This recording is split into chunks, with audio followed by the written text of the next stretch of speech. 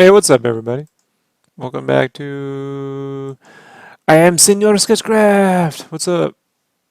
Let me refresh this page.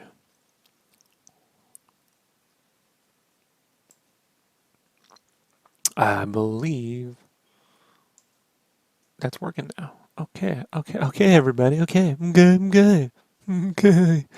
All right, everybody. Welcome back. So I got a Viking here to draw, or Viking-like would be the proper description of it. So sort of like a cross between Viking and Mega Man. Just because that's what I wanted to do. Guy said he wanted me to invent a Viking, and so I invented one.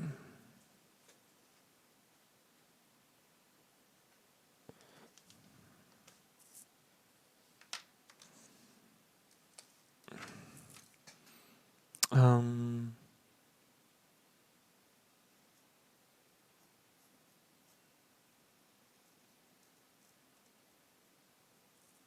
yeah, probably.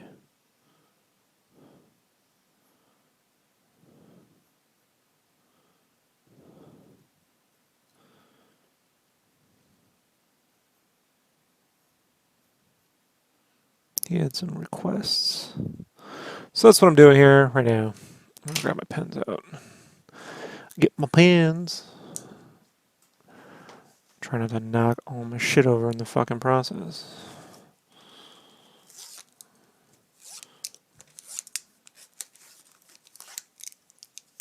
Alright.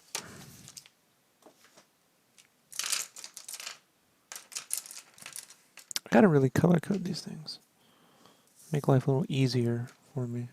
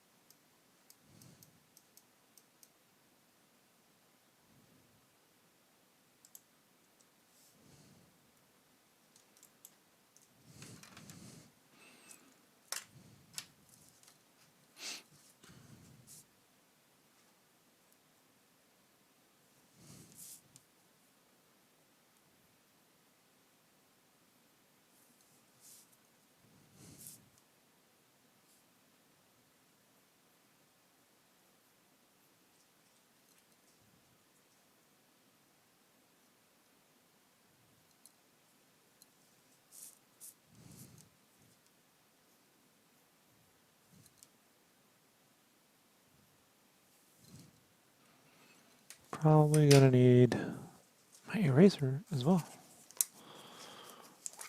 Probably help.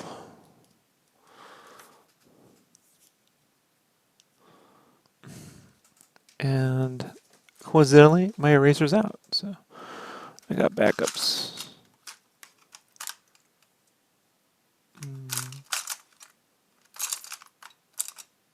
But they're in the box, aren't they? They're in the box. Good times. Alright, give me a second.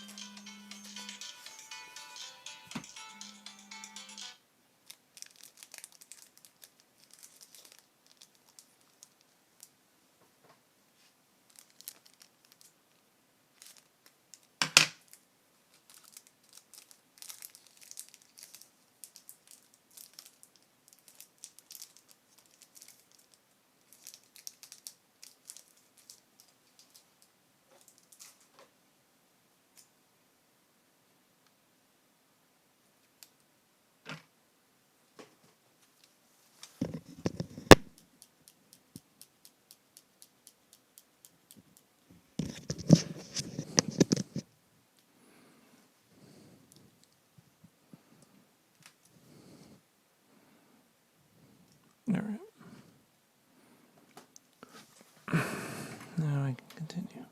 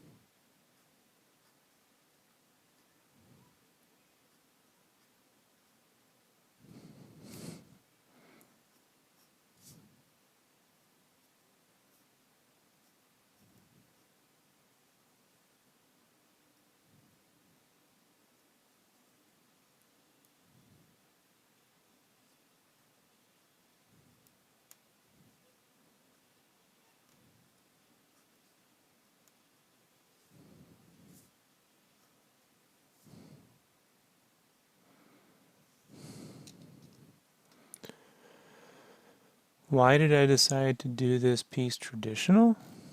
Well, it's a commission.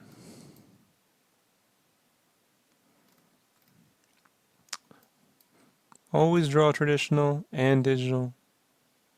Always flip between the two. One informs the other. Don't lean too heavily on any one thing.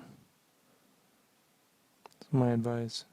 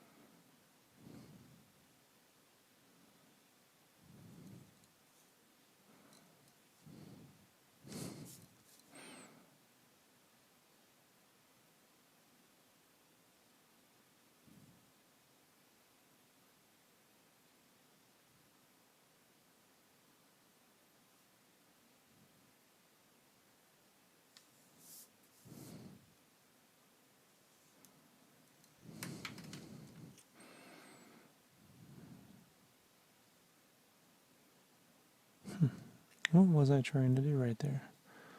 Go look back at my initial sketch, figure what was the point of that.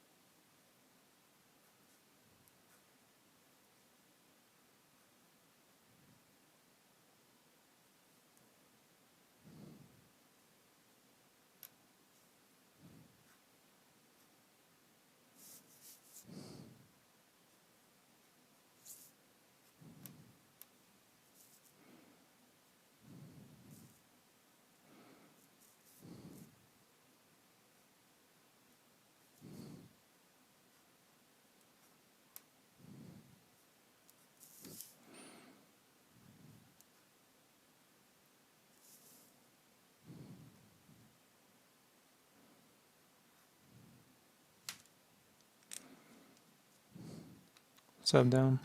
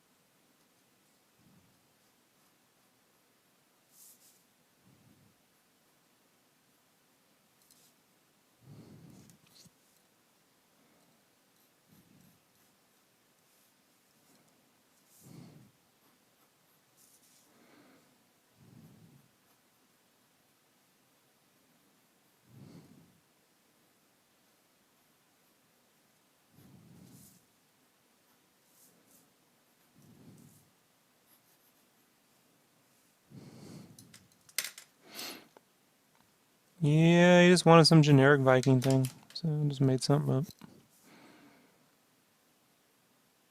Techno Viking.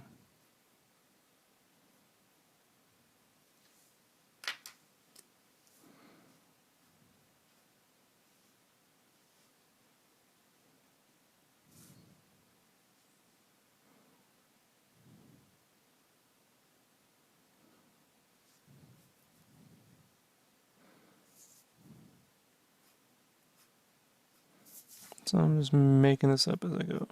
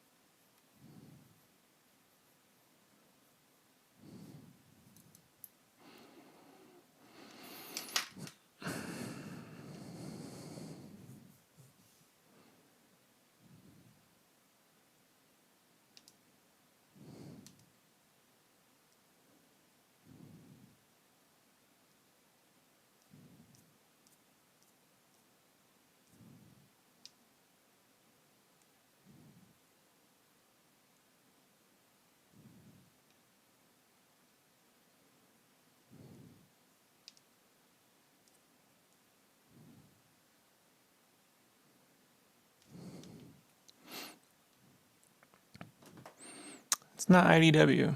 It's Big Dog.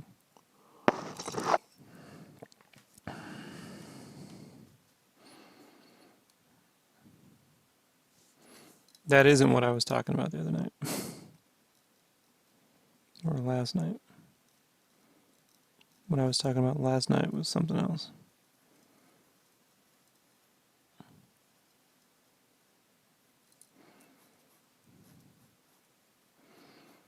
I'm just doing another cover for him like I did with the Jungle Girl.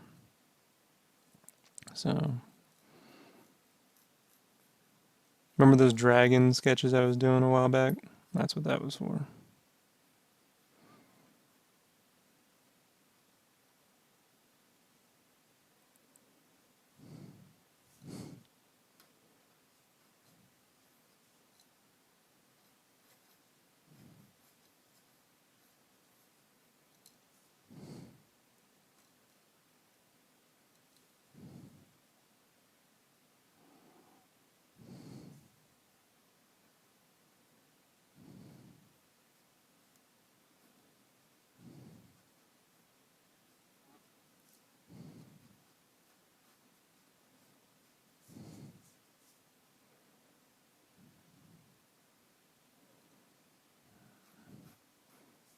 Yeah, that's what you're talking about. That Kickstarter's for Big Dog.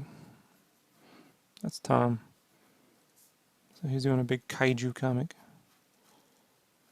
So if you saw IDW on there, that's because he got one of this guy that draws the Godzilla comics to do one of the covers too.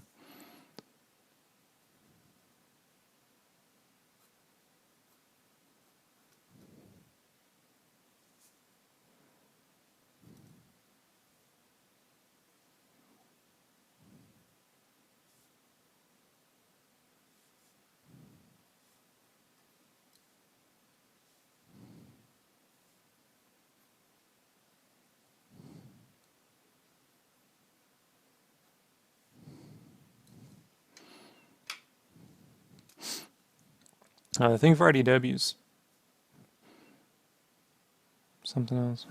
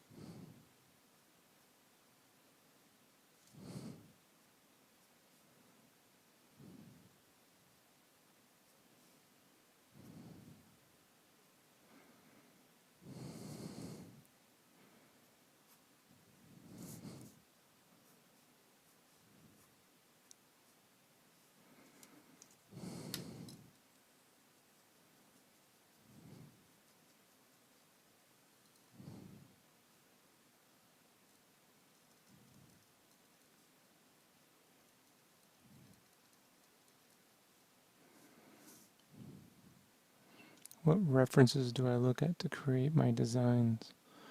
Depends on, usually like if it's a specific character, I'll just dig up basic character.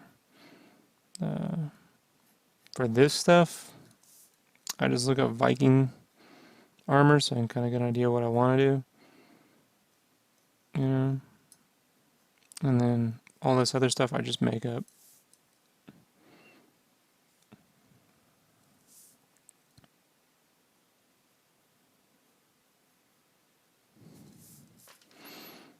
You know, when I do character designs, I do try to look up as much real life stuff, even if I cartoonize it, just because that way I know what I'm starting with, you know?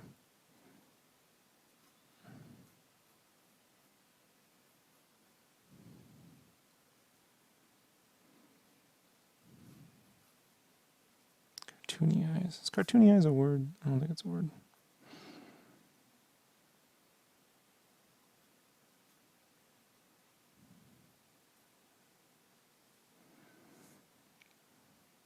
And then with lighting, I just think about if the light is coming up or it's coming from up here or from up here. Up here or down here. So here it's up this way. That's it. I mean, like, I'll dig, Viking axe and look at some stuff and go, oh, that's cool, and then do my own thing. But I'll definitely start with that stuff, If it's like Final Fantasy VII, I try to always look up like the original version of the characters. I don't like to look up other people's interpretations. Try to get to the original version and then do my own thing off that. I remember when I was working at Play, there was an editor, one of the writers. They called them editors, but there was one of the writers there who, had to look at other people's reviews before he wrote something. So it was like, I saw this review, now I'm gonna write mine. And I was like, I don't know about all that. I don't know how you could. Yeah, I mean, it didn't work on exclusive shit, obviously, but he would always do a game a month or two behind and be like, oh, I'm gonna go get the ultimate version. I'm like, just fucking have a voice, motherfucker. So.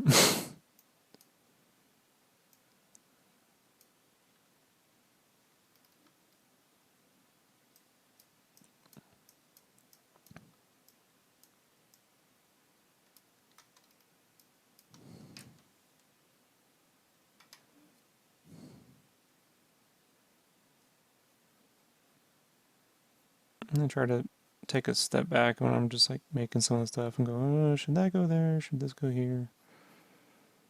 Some things I just literally just make up from my head, like stuff for Game Cave, I try to see it first in my mind and then draw what I see versus anything else.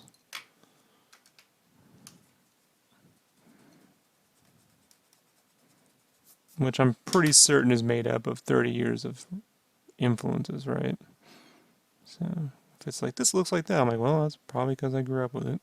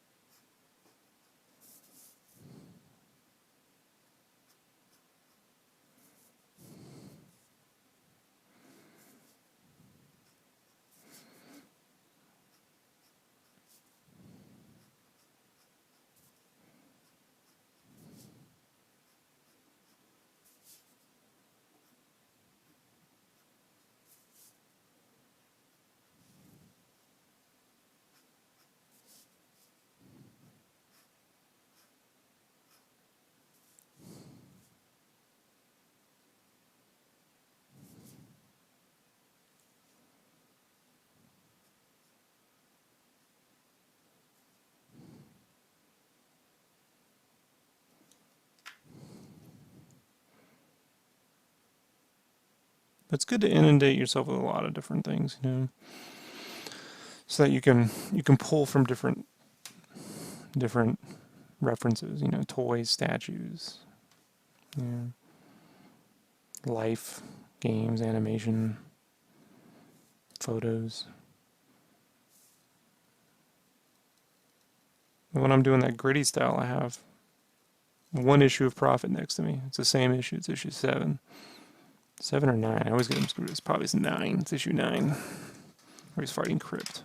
Because I can't remember how to do that stuff without having it next to me. Then eventually I get into my own rhythm and I don't use it anymore, but it's always good.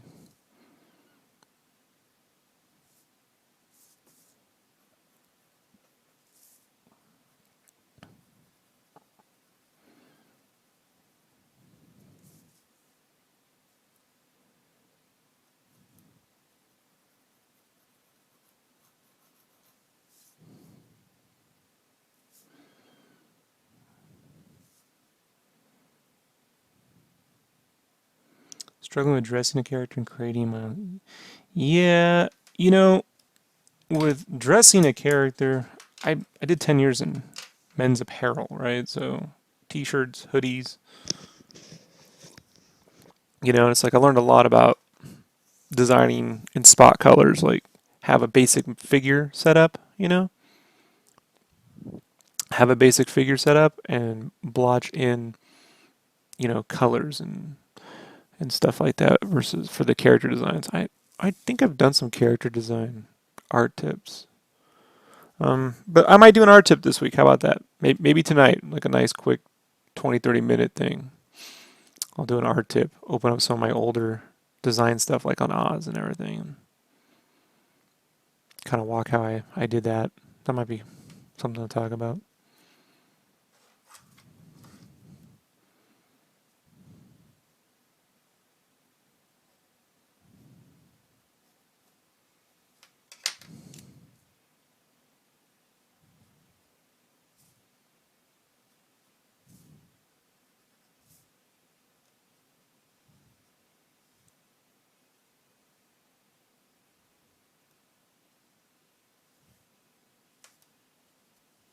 That's every night, Crusher.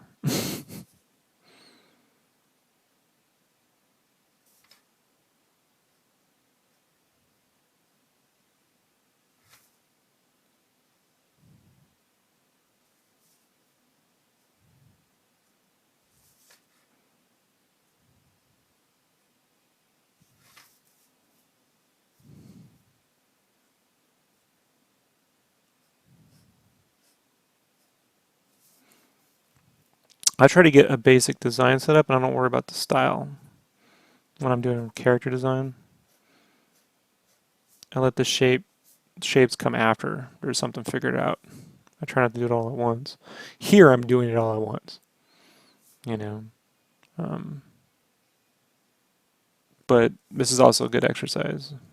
You know, one of the reasons I take commissions on is, you know, to get a chance to do shorthand without shorthanding myself. If that makes any sense.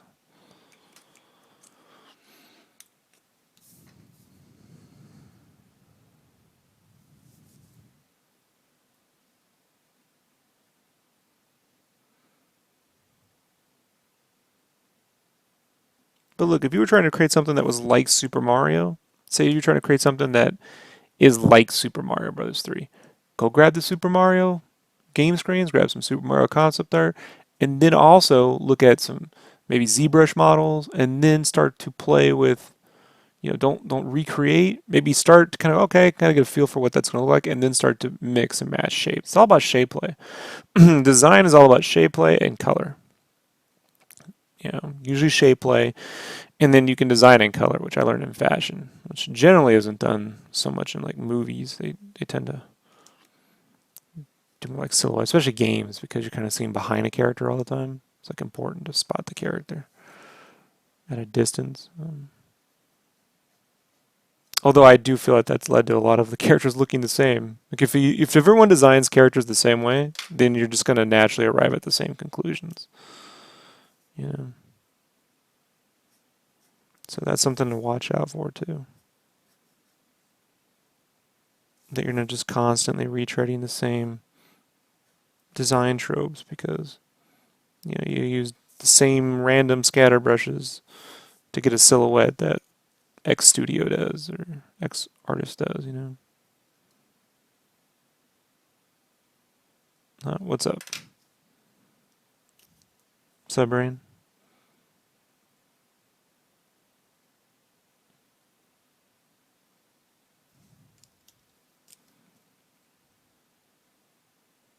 But these big bulky shapes, I mean, I got this stuff pretty much committed to memory at this point, you know, like I always like big chunky toys and stuff like that, so it's just fun to do.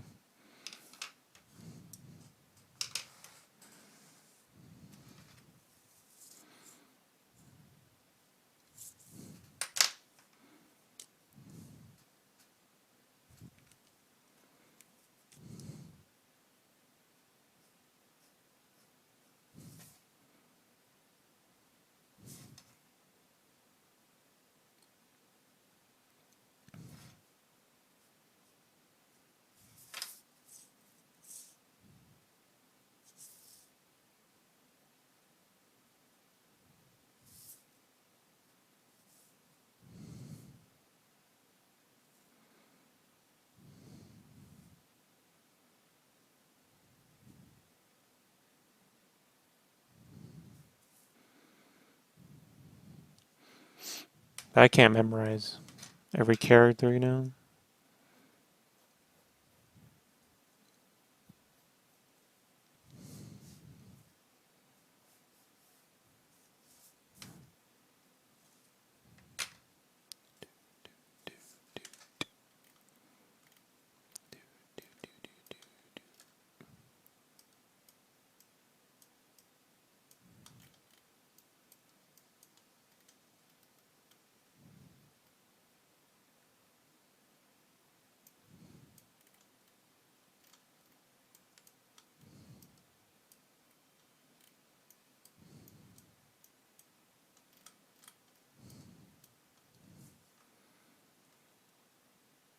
Uh, sure. Just wanted to do techno armor, man. So he said make up a Viking. I like those Mega Man shapes, so why not?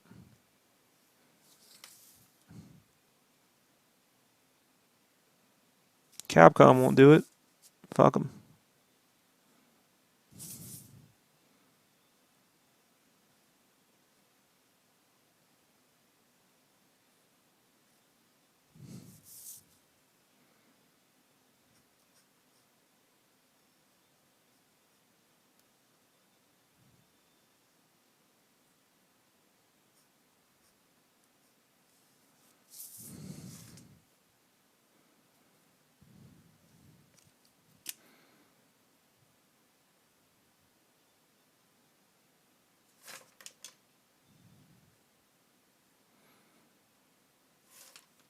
Most of my art's pretty much a nod to the mid to late 90s, man.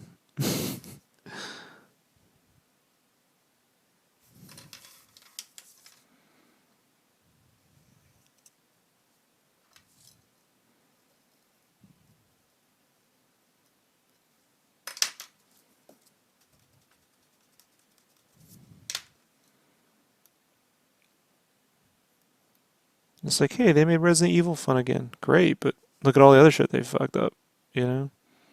Don't even get me started on Street Fighter or Breath of Fire is probably the biggest crime recently.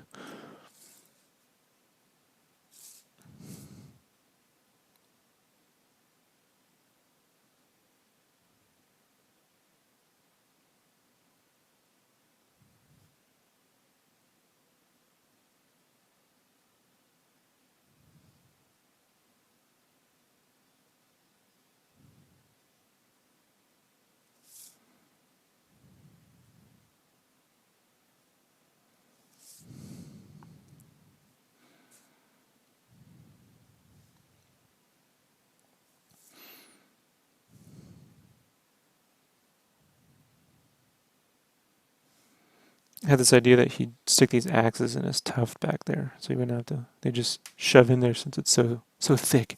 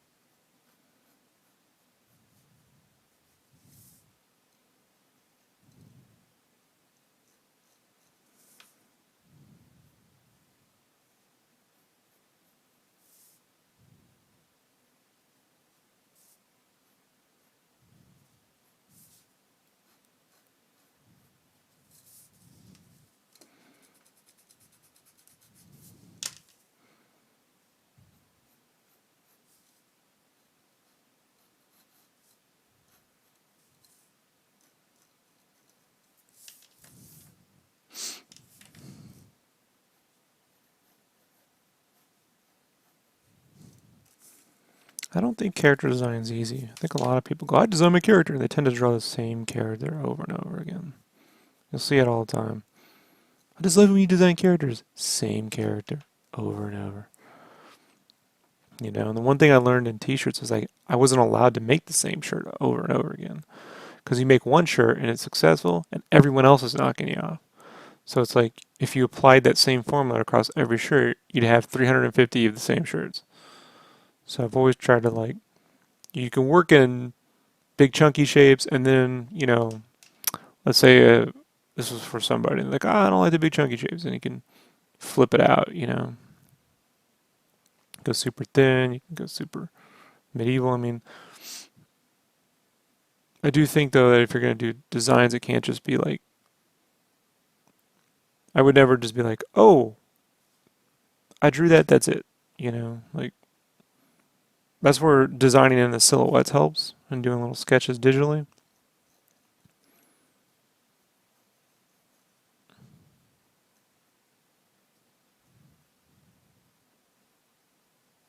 I mean, there's some pretty dope artists I follow on Instagram, and there's quite a few of them, as great as they are, tend to do the same thing over and over again. Like they do a watercolor piece, it's the same thing over and over again. And you're like, you know, it's pretty good because, hey, you know, if you can get paid to draw the same thing over and over again, it's pretty awesome. For myself, though, long term, it's just not a good idea to get in the habit of doing that. Yeah.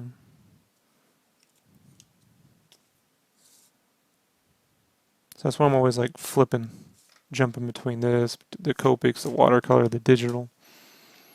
You know.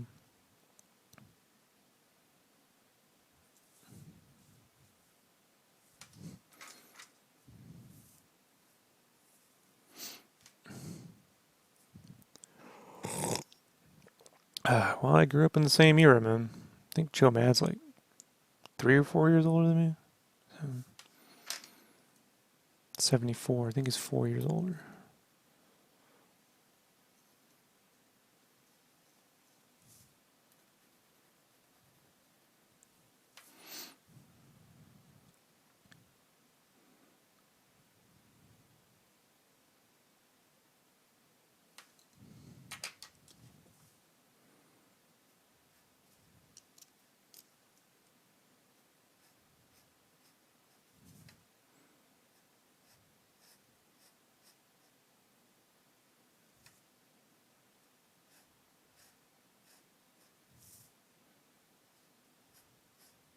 I always tell people pretty much the mid to late 90s, just,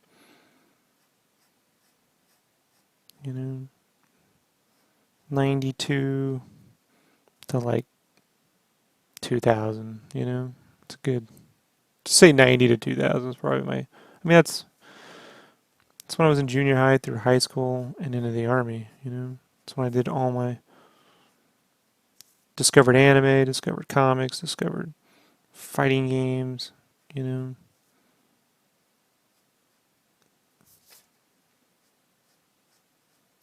But the one thing I never did was sit there with someone's book open, like Battle Chasers, redrawing all the poses and then putting Batman on it. I tell people all the time, like, that's the first thing when I went to Comic Con '92. I saw Neil Adams rip this fucking guy a new asshole as he was just redrawing poses from different comics and changing the character. And he's like, you can't fucking have a career like that, bro. It's plagiarism. And he remember he looked right at me. He's like, don't you ever fucking do that. Like, quote unquote. Don't you ever fucking do that. I was like, okay. If you've ever met Neil Adams, he's a character. But he was right. So it set me on the path of like, you can have an influence, but you can't steal. You know, you can't just be like, this is from Darkstalker's fucking concept book. I just took their pose and did, you know, like, you gotta be very careful about that sort of thing. Remember that time when someone was trying to do Joe Mad style? So I think I learned to study Masamune Shiro or something. I mean, everyone was. At the time, you could do a style, right? So, like, Jim Lee had a style, and Marvel went with that after he left, and the Joe Mad thing took off. It was like whoever was drawing X-Men sort of had, like, that popular style. But, you know, after a while, it's like they come and go, you know? So the thing that always used to drive me crazy with Wizard was they would do so Wizard would do that design a cover for the fan art, right? So it'd be a fan art, design a Wizard cover. And there'd always be this one guy who would take the pictures from the bodybuilders from the muscle magazines, and render them all muscly and then just like color a fucking Green Lantern outfit over them or Batman's, And it's just like, it just always looked really weird, man. It's like my friends were telling me, like, you should learn how to like draw, and it's like you can draw more realistic. I'm like, that's real right there. That looks fucking horrible, Can't remember which keyboard switched to more anime style used to be more generally. Andy. I think Andy was the one who was always sort of copying. I think he actually swiped a few panels from Wildcats as well. Like, was around that.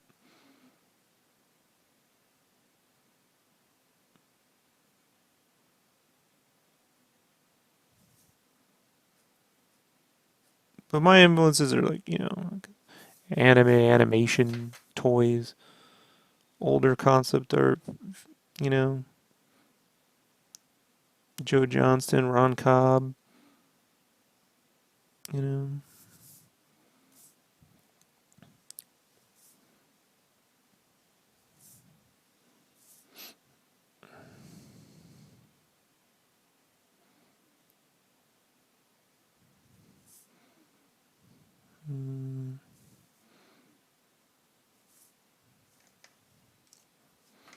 It's all there. You can see it.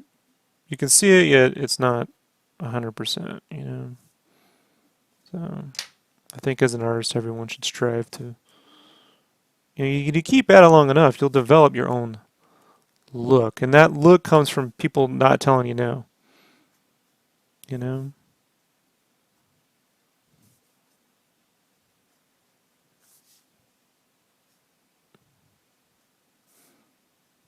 You don't have some studio going, you gotta draw it like this is the house style. I turn those jobs down, Can you draw like Sean Galloway? I can, but I'm not going to. So, there you go.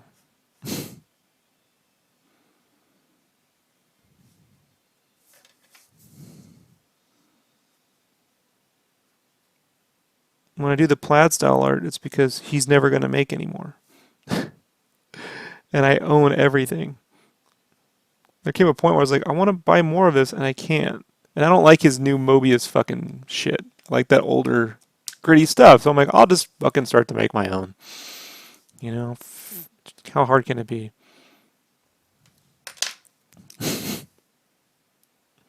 People are like, is that how you draw now? I'm like, no, it's just how I draw sometimes.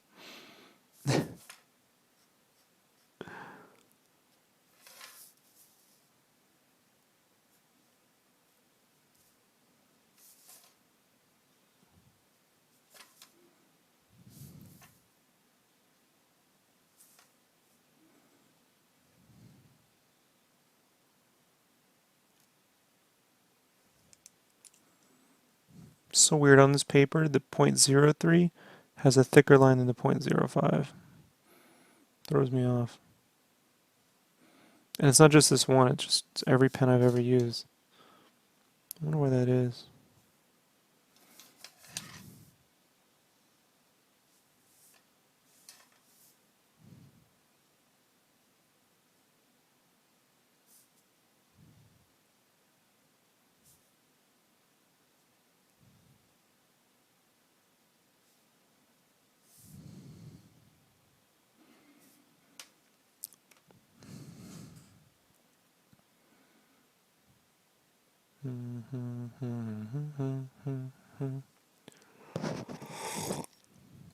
What would you say to new artists coming into the concept art industry needs to have? Be a specialist or a generalist? You need to figure out if you want to do environments or characters. Very quickly. You're not going to do both. And if it's environments, you're going to do like vehicles or buildings and stuff like that. I mean, like you got to very quickly, because those are two separate jobs. And if it's going to be characters, honest to God, what I'm doing here won't fly. You're gonna have to do everything photorealistic. They're gonna want to see that. That's just concept art is mimicking Hollywood, and Hollywood everything's about, you know, shoving the actor's face and build into the superhero or robot or whatever the fuck they're making. So, if it's environments, obviously you need to paint environments and model and 3D model. Modeling and painting and drawing are hand in hand. You know. So if it's characters, ZBrush. If it's buildings, you know, you could start with SketchUp, but you may as well just learn Maya. Well, you got to pick one, man. You know, I'm just telling you. They're going to want to know which job are you applying for. You don't apply for all-around artist. If you look at the job descriptions, it's character artist, environment artist. Generally speaking, environment art's a bit easier to get into because people want to design the characters. Hard to be consistent with style. I think Jim Lee can draw differently than you did in the images, but he sticks to what works. Well, I mean, also, you know, people just get older. You know, overall, he's drawn fairly similar. He's always had a strong, Jim Lee's always had a strong hand in Barry Windsor Smith. I mean, you can look right at Barry Windsor Smith's layouts and look at Jim Lee's layouts, and even back in the day, you know. So sometimes he definitely goes more that route. Then he did the Frank Miller thing for a while, right? Death Blow. So he's incorporated here and there.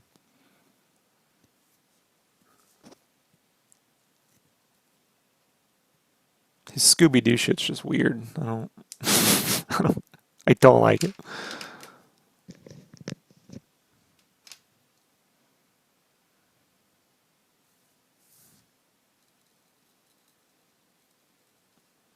So you can eventually do both, Genie, but you got to start somewhere. And I'm just telling you, you know, you can apply for a job, it's going to be for one of those positions. And if you apply for environment artist, they're not going to want to see your character art. You know?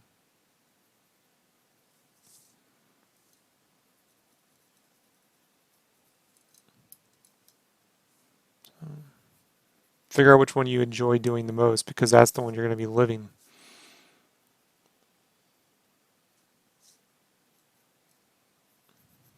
I enjoy coloring. I'm not applying for colorist jobs, you know? And there's a good reason for it. I don't want to fix people's art. And that's what I would have to do. I have to spend a lot of my time fixing art and trying to render things that weren't there.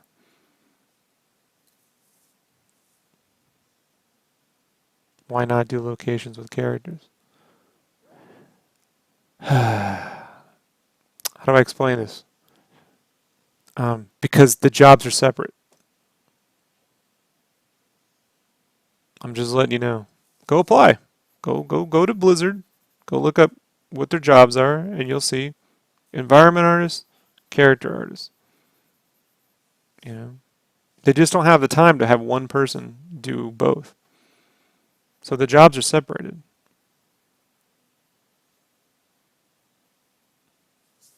And lighting is not the same as modeling realistic anatomy. You know, like if you got to model a minotaur and you got to work on all the structural stuff in ZBrush, how does that have to do with lighting a scene? You know, it's not even. You know, we all want to do everything. And so long as you stay in good health and you care, you'll be able to grow in everything. However, I'm just letting you know, a job is they're very specific, you know? And then on your free time, come home and work on other shit.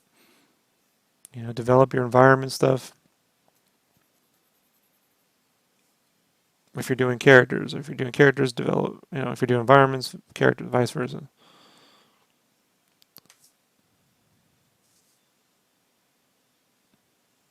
What are the things you should not do when practicing your drawing outlines? You know, I personally look, unless you want to create real flat avant-garde art, if you want to make 3D characters and, you know, you want to have your characters be three-dimensional, you want to move them around, just doing Like this is a bad thing, right? I'll show you. When it's like, oh, I'll draw Batman. And so then you're like, okay, I'll go here, and here's a head, and here's an ear. It comes down to the face, and here's another ear, and then this would be here, and then the eye, you know, and then the chin. That's drawing an outline. You don't want to do that. That's the number one thing I can tell people. Get out of that quickly. You know, no energy, flat art. Don't think of things as circles. That's not a circle. That is a three-dimensional sphere that has topography on it. And you can cut it open and go inside and see all its little nougaty centers, right? You got to train your mind, you know? Got to do the practice, but also train your mind to see the difference. And I think that will help anything you do, even if you're painting. Because you got to paint in color topography. You know?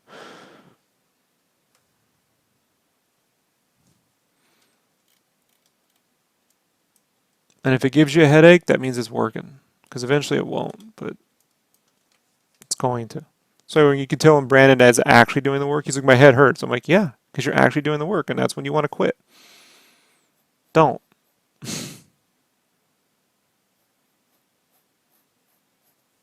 I probably drew these red lines too dark. Probably needed about 10% lighter next time. I don't like them so prominent. I like them more fainter. Fainter? Yeah, fainter. Like if you want to draw a picture of Batman, study a 3D statue, a model. Don't look at a drawing. Study a 3D statue or model. You know, draw from the 3D thing. But learn those shapes, man, because, you know, it really, if you rely too much on models and reference, you're really going to be beholden to it. And that's where you start to see like, everyone drawing books from, you can see when they're drawing from models, like 3D models, everyone looks like they're wired up like little, it's hard to say, they have this like, you can't see my shoulders, but they have this like puppet feel to them. Like everyone's like, puppet. Yeah. I draw really fast. I'm like, yeah, it all looks the same too.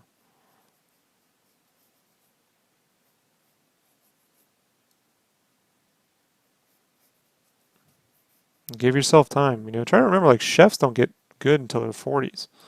Their mid 30s to early 40s. And I believe if you're drawing since high school consistently, same deal. You're not gonna hit your stride until your mid 30s. No matter how good you think you are, you're gonna really get a lot better then. Yeah. I'm much better today than I was 10 years ago, without a doubt.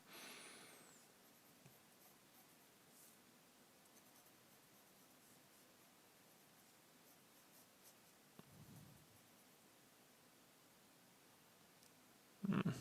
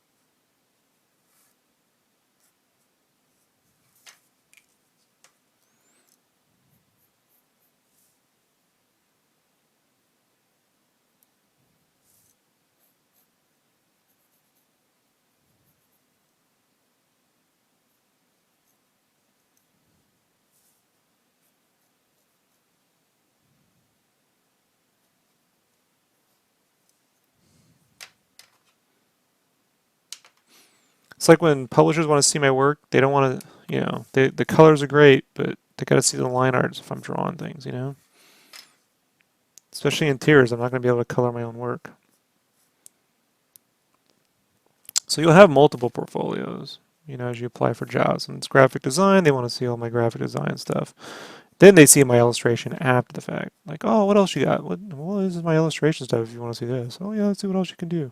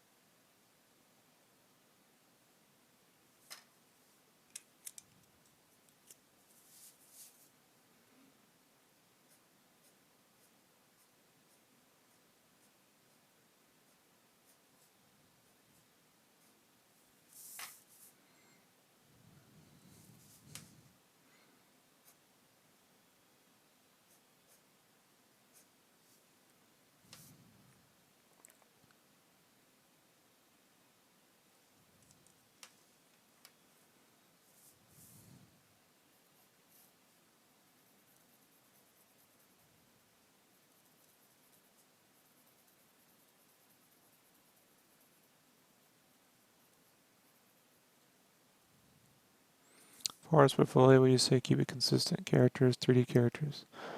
I've seen some portfolios on organization with some reference to environments.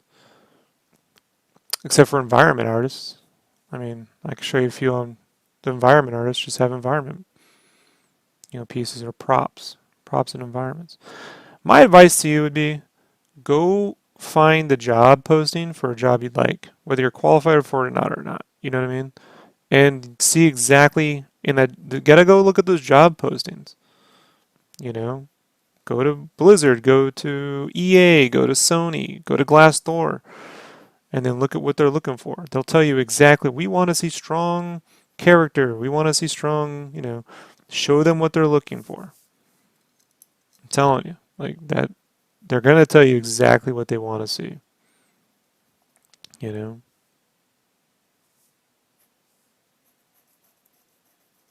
The jobs are very specific.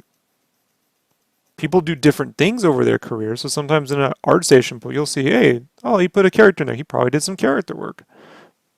But when you're applying for a specific job, you know, you can't tell them, well, I saw an art station, this one guy did both. It's like, look, they may want to bring your other stuff with you. If they want to see more work from you, you can have it, you know.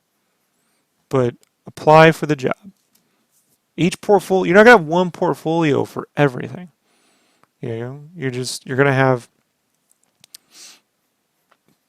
portfolios tailored and then figure out which one you want to apply for. You know, if you don't care which one you do, you want to apply for both, then submit your character art portfolio to one. But if you're trying to figure out where to start because it all feels overwhelming, pick one. Pick one.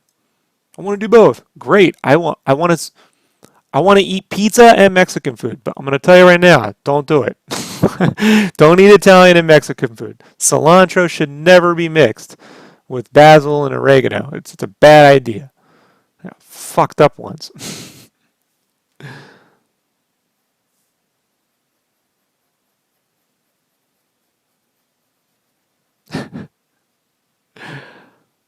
It's a true story. At work too. One of my first teacher jobs, I used to do these lunches once a month. They'd bring everyone in and make all this stuff. And they made Italian and Mexican food. I was like, I can eat both. That was a bad idea. So you'll see. You can ignore it, and find out the hard way.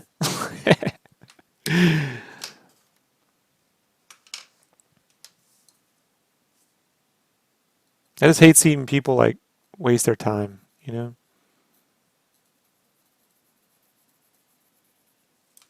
Because in college they would tell you, oh, apply everything. No, fuck you. That's not true.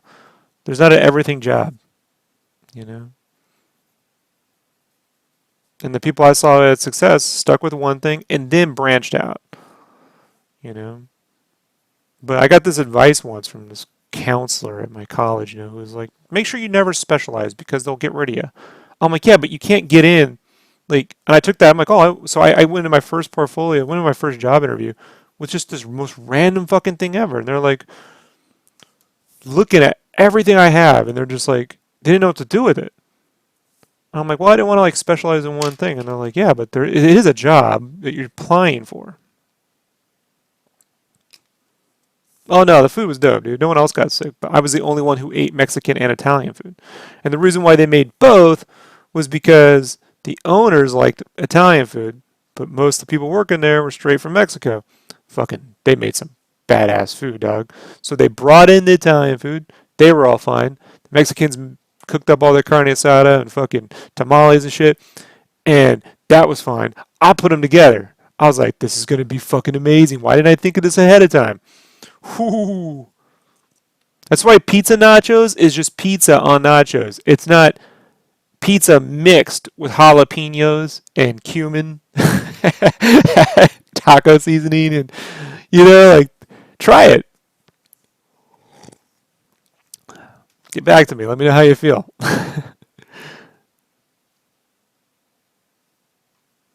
You learn something new every day on SketchCraft.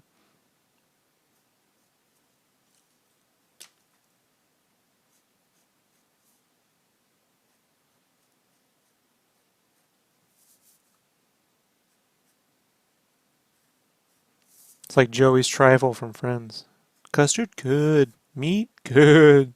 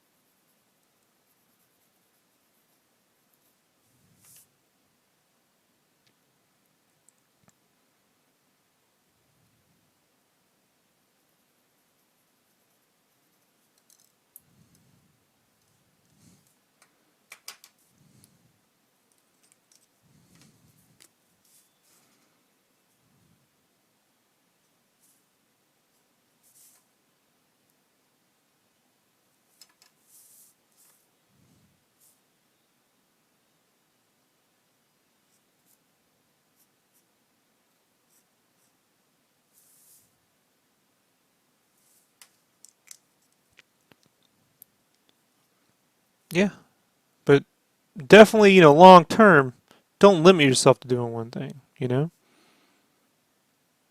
especially if you move into like indie studios, the less professional they are, the less AAA studio they are, the more indie they are, the more hats you're going to wear, right? So it's good to know how lots of things work. Especially, if you're working on environments, if you know how characters are going to fit and you understand how characters would fit into there, you're going to be able to cater to that a lot easier. You're going to be able to be worked with. If you're a character person, who understands how shit's going to fit in another area, like the one thing that always helps me is that, like has consistently helped, is that I understand what goes into the other jobs. You know, I've done a little bit of everything, but in a bigger studio, I've worked for. I mean, I've been like right now, I'm the only guy, right? So I have to do everything. I have to be my own PR guy. I do all my writing. I do my own graphic design. I do my own coloring. I do my, I do everything. If I were in a, let's say a studio, I would not be doing everything. I'd be doing one thing. And then I might do that for a couple years and flip to something completely different. So I just don't get stagnant. Or if I'm really good at it, step up to the next level. But I would definitely I always spend my free time developing other skill sets. So in t-shirts, I never came home and made more t-shirts. I would come home and work on my comic book art. And then I would take, or my watercolors or Copic, whatever. And then I would take that knowledge into my job and apply it back to what I'm doing, right? So if let's say you're working on environments at home, but you're a character artist, and you're really working on like modeling trees and like, like a Dagobah, kind of like all these roots and leaves and shit. Well, then you come back and you're like, we got this thing where we got to make like, some woodland creatures, some monsters. You could start working bark things into their, you know what I mean? You could bring that environment element into them.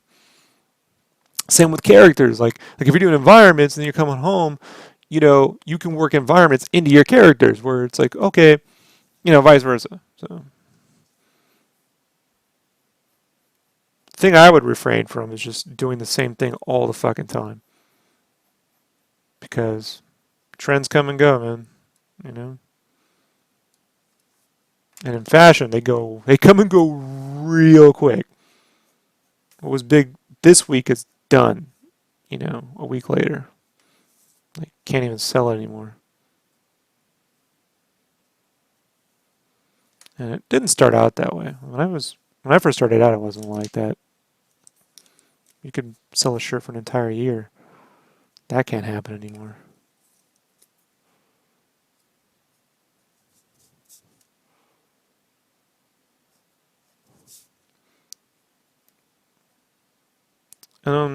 I try to, something else you should think about yourself, too, just as a promotional thing. Only put out the kind of stuff that you want to get paid to do, by the way, folks. Like, if you enjoy doing typography, you don't want to get logo work, don't show anyone your logo work. Keep in your portfolio for when you go get a job or something, or do it on your side. But, like, can I sit here and draw like a realistic Nathan Fillion? Yes, I can. I'll go get a photo of Nathan Fillion, I'll sit down, grid him out, and fucking, there you go. I don't want that work. I don't want to get paid to do it. I don't want the jobs to do it. I don't want to work on licensed movie books where I'm drawing realistic dudes all the time. So I don't put that work out there. I've had to be careful about how I market myself too, So I don't put, like I show my Game Cave logo, but you don't see like all of my past t-shirts. I'm not always showing off. Here's my old work from 2007. I don't want t-shirt work. I never show that stuff. I don't want it. You know?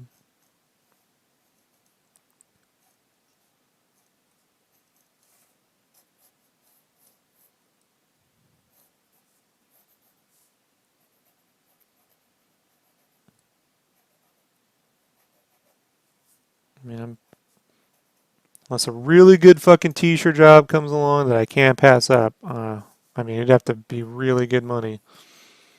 And it'd have to be some people that I could trust.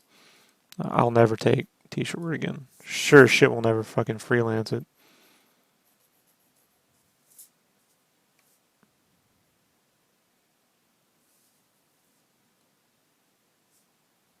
But that's a whole nother phase of your career.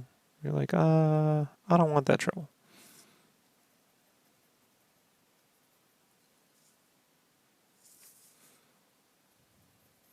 Like I have a friend who could do rigs, but he didn't want to get into rigging, and he was at this job at Sony, and he was like helping out one day when they were having trouble with Motion Builder, and then he became Mr. Rigging Guy, and he didn't draw for another 10 years until they didn't need Motion Builder anymore because they had Motion Capture, and so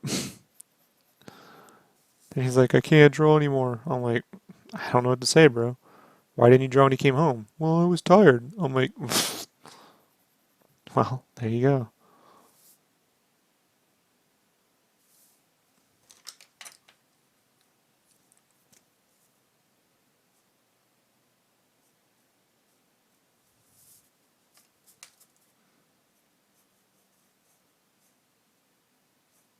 It's a competitive industry, man. So compete with yourself all the time. Don't compete with other people.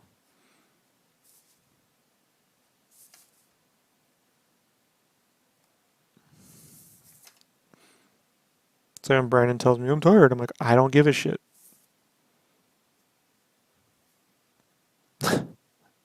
That's your fucking problem, not mine.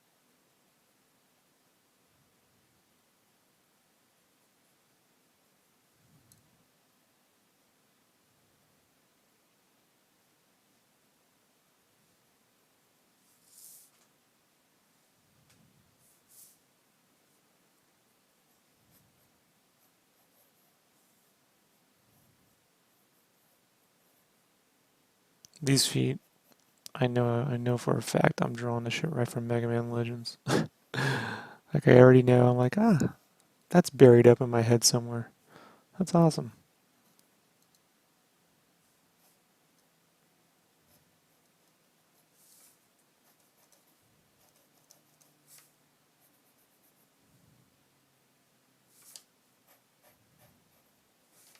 Why can't math be buried up in my head too? You know? Or like my wedding anniversary. I have a hard time with that one.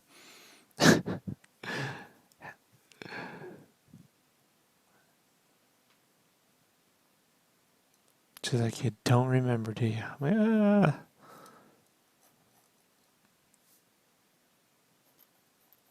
It was that day we all got along.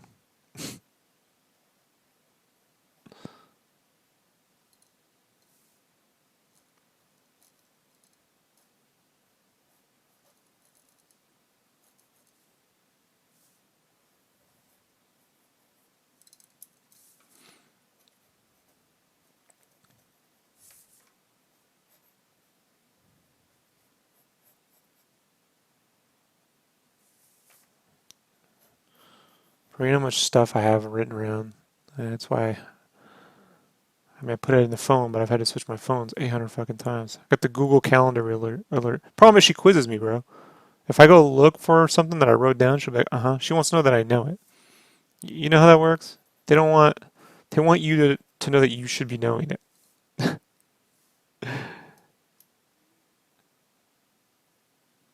No, I don't even run from. Like, look, I don't know, but how you enjoying that low carb meatloaf? Huh? You enjoying that? That good for you? Huh? Have a good time?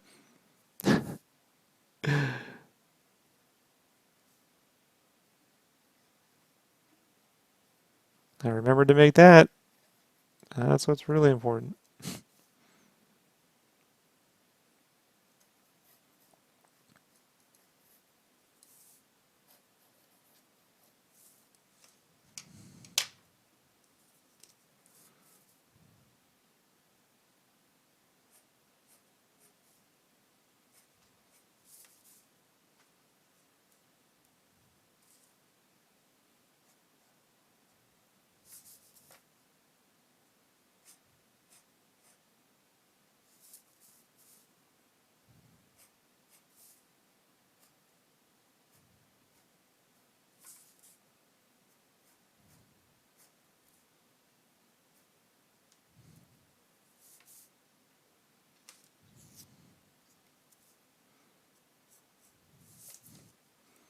Do you change the flat rate for freelance work or by I charge a flat rate. You can't get into hourly work from home, man. You know, you got to figure out how long a project's really going to take you. You know, this isn't making pizzas, you know. So my rate's based on complexity and, you know, who it's for, so forth. So it's for a publisher, you know, big time AAA publisher, that's a certain rate. For an indie thing, that's a separate rate. Actors have the same thing, you know. They don't charge the same money for, you know, Ryan Gosling's in La La Land, he ain't or Emma Stone's in La La Land, she ain't charging the same money as when she was in Spider-Man, you know. They're getting a lower fee.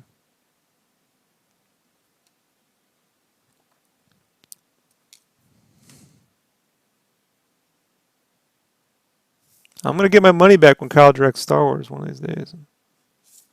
I get to drive that golf cart everywhere.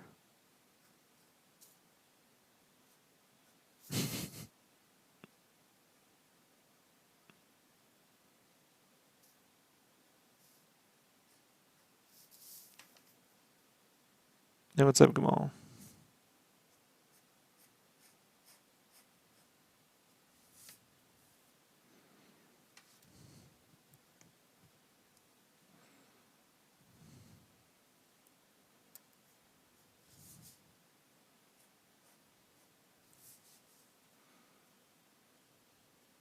Oh, it was a fun movie. Is it the best movie of the year?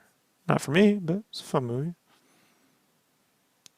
But you know, it's about making it in Hollywood, so you know how Hollywood is, right? They like a little, you know, they like a little bit of that. Like Birdman, right? Like Birdman's a fun movie, but was it the best movie that year? No. But, you know, it's how it works.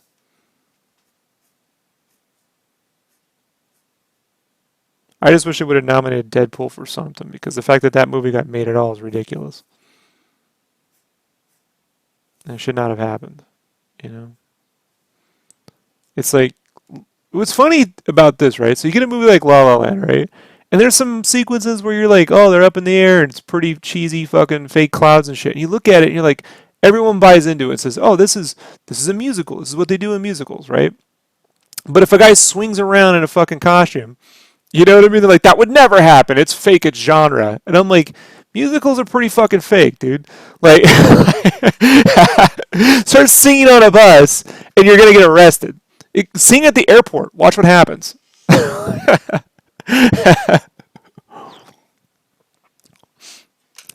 You know?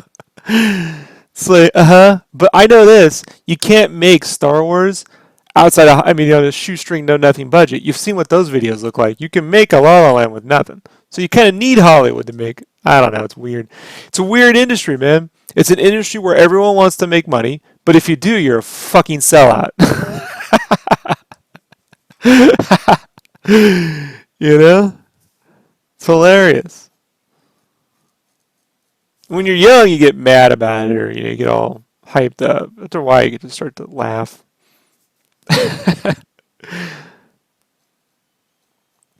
A rated R comedy, you know, made 700 million fucking dollars worldwide, and I saw it 3 times in the theater. You know, I couldn't believe that movie got made, and I don't even fucking like Deadpool. I was like, I don't give a shit. You know, I wasn't people. Some people are like into Deadpool the way some people are like into Insane Clown Posse. You know, like I learned that really quickly too. Like in T-shirts, like the Deadpool people worship Deadpool. Like they're kind of like Madden, right? Madden fans. Some people only buy video game consoles for Madden. Period. I mean, there are people who only buy Deadpool comics. If he's in a comic, they buy it because Deadpool's in it, and that's it. But they ain't gonna fucking generate movie money, so it's a good movie. Kyle can't wait to sell out. Hey man, I can't wait till you sell out too. I keep giving you all these great ideas. I don't know why you don't do nothing with them.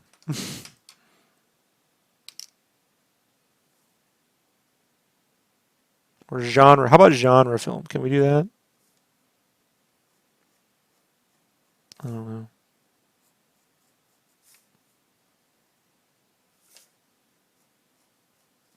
I mean, if the effects had been able to create a Star Wars back in the 40s, or a Deadpool or some shit like that, or a Captain America, then people would have been, they didn't look like a guy in a little fucking pajama outfit, like the serials. Then that would have been, everyone would go, that's classic Hollywood.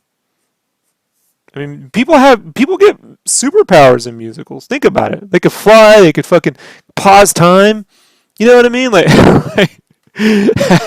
I believe there's a direct correlation between the musical and superpowers, you know?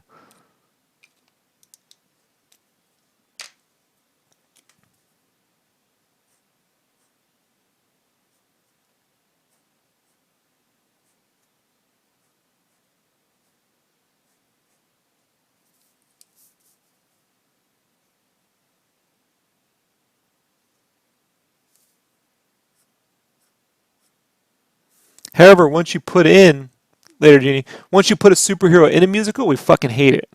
Right? Like the Spider Man thing. It's horrible.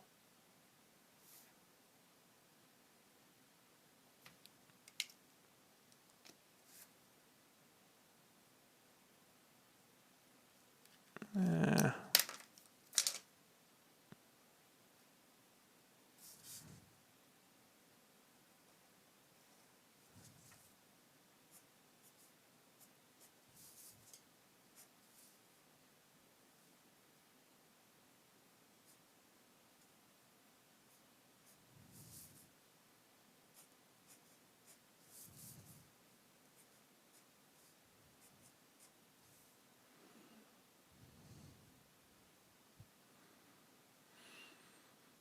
yeah, Hugh Jackman could pull it off, right? Maybe there'll be a musical number with Hugh Jackman and Ryan Reynolds, huh?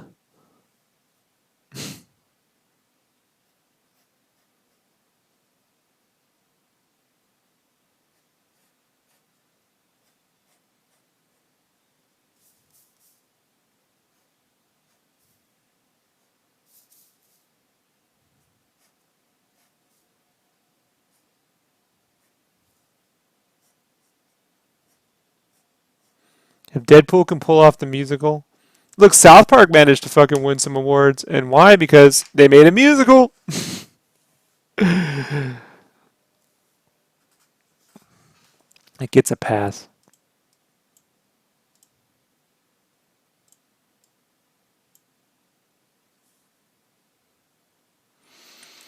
Oh, yeah, Joe, man, that's awesome.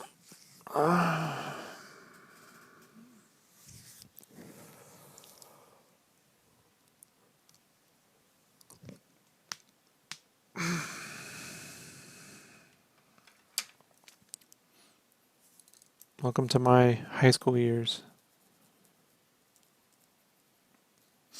Playing Street Fighter Turbo. Street Fighter 2 Turbo, which was my personal favorite until Alpha 3. Street Fighter 2 Turbo.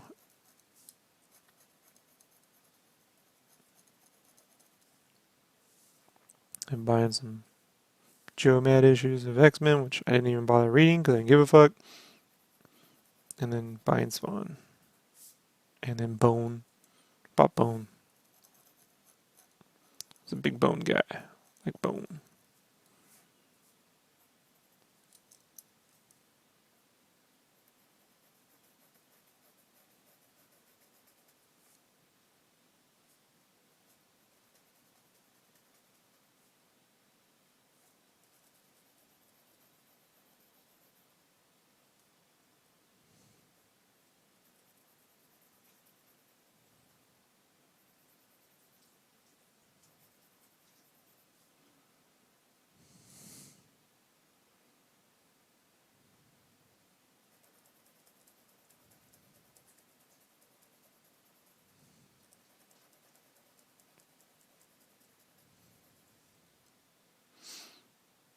They could let Joss Whedon direct it.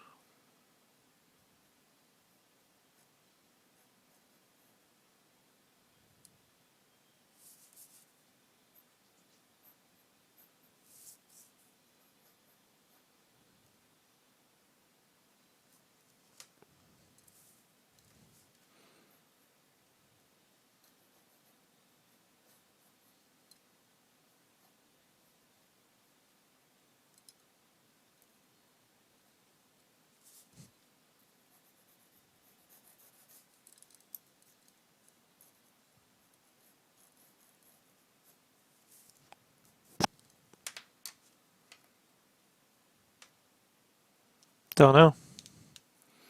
Don't know what he'll do.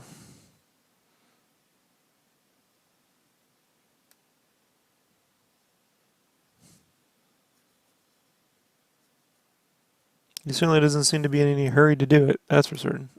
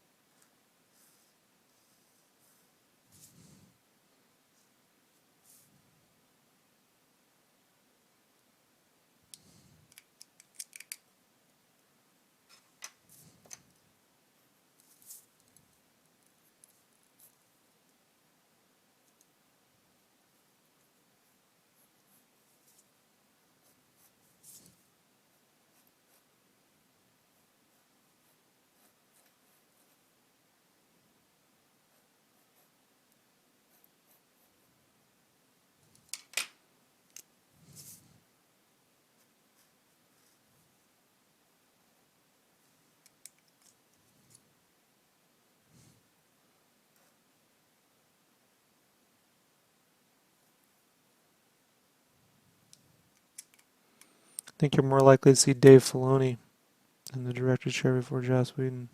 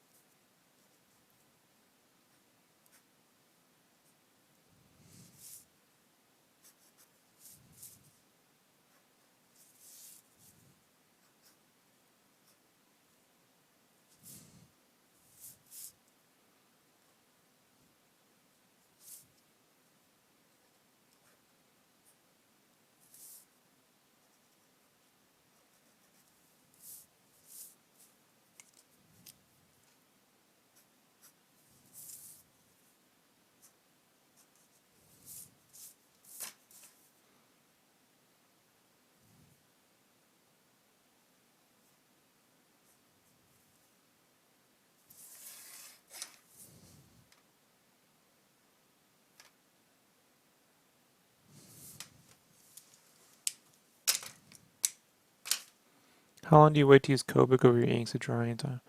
Well, if you needed to Copic right over this, you only need to give it about 5 minutes. And then these are Copic proof because I use the Copic pens. However, I scan this stuff in and print out a copy. So I never ink the original unless I'm at a con.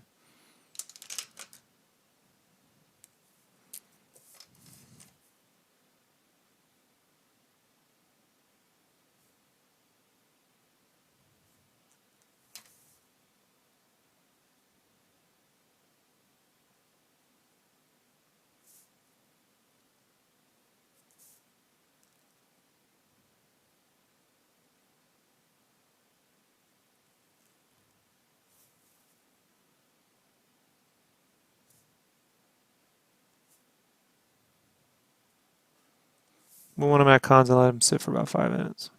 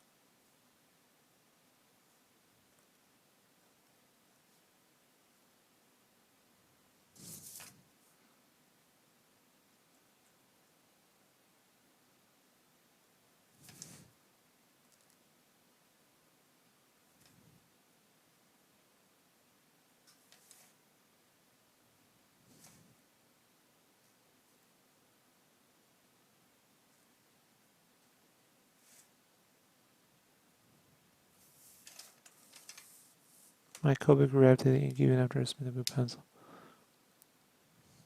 Yeah, you got to use Copic. The only thing that's Copic proof that I've used are the Copic proof pens. So that's why I use them.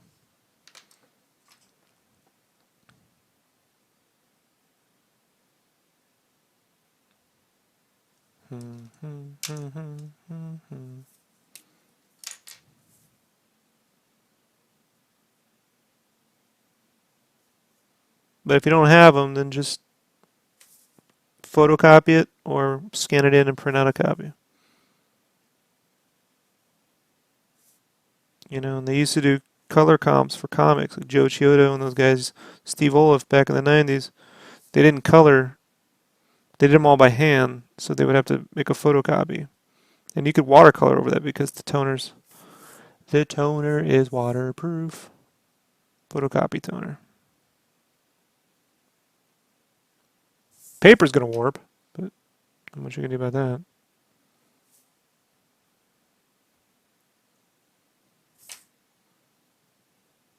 I should have a laser printer that can handle watercolor paper. Or Bristol.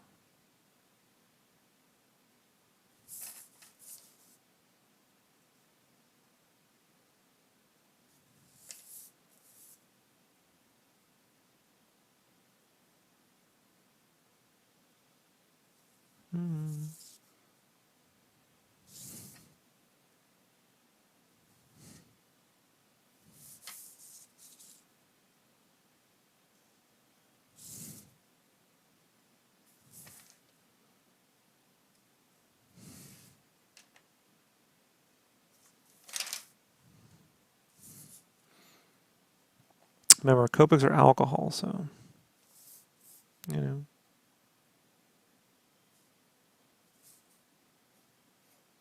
Copic multiliners are Copic and waterproof. But you do want to let it sit for 5-10 minutes. If you really want to be certain, 10 minutes, but 5 minutes is generally pretty good.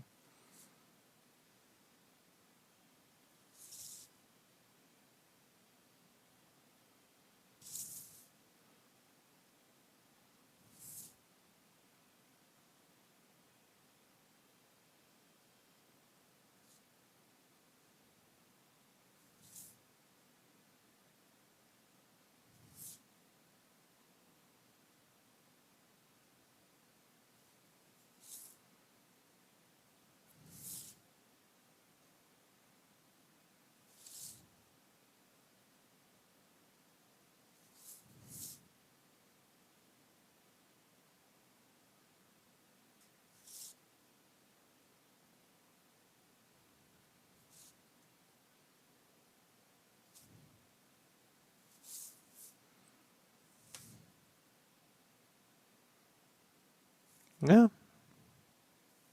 Give it a shot. If you enjoy doing it, then do it.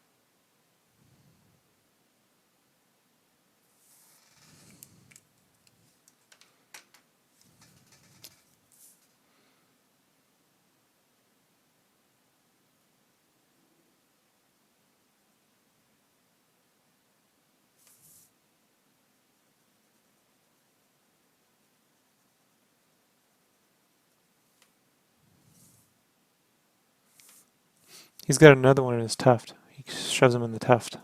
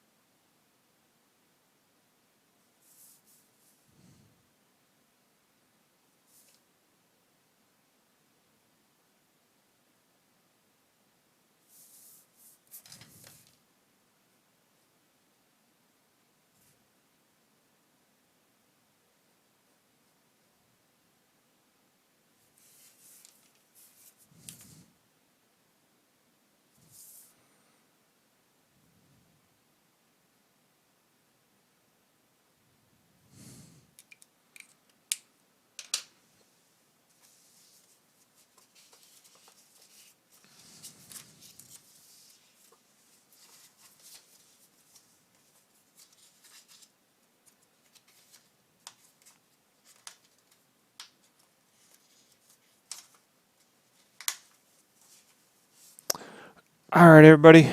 That's going to do it for now. I got to go make dinner. I'll be back on tonight around 8 or 9. So we got more to do. So definitely by 9, I might be on as early as 8. We'll see. There you go, everybody. Peace.